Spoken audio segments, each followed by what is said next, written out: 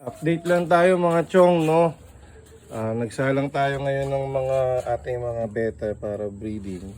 Ito, yellow fancy.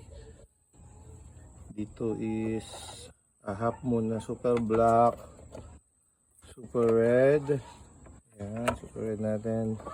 Ito yung experiment nating neons combination. And then dito is multi. Meron tayo mga multi dito.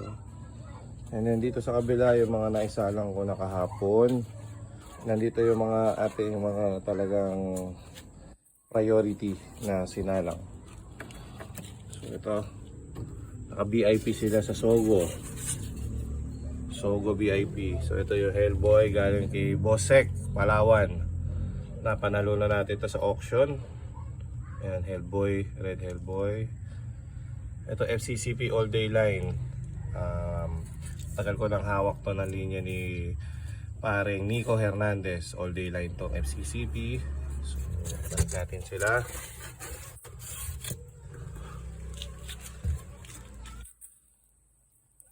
Dito, ito yung binili natin kay Boss Poldo.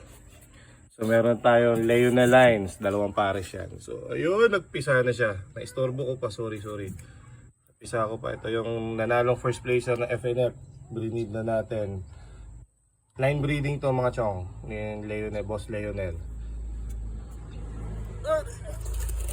Tapos, ito rin.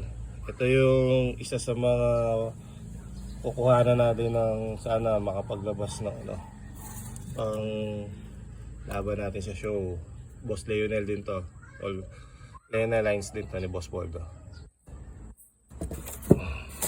Tapos dito naman po ay ang ating natitira sa ating tinataguyod na yellow fancy. So ayun, hindi na tayo mga magpakita, nagche-check-chokan. Ayun, ito mga yellow natin kumuha na tayo na, ito kumuha na ako na i-crossbreed na to. Ito is crossbreed kaya nakabukod. Kay Boss Otep galing, Otep Castro yung yellow fancy na galing. And then dito is yung line breeding natin ng yellow fancy na continuous pa rin. Na sana makapagpalabas pa tayo ng goods. Ito yung galing sa Thailand na Red Samu. Na keep ni paring Otep Castro. So sa kanya na to. So yun, try natin paramihin.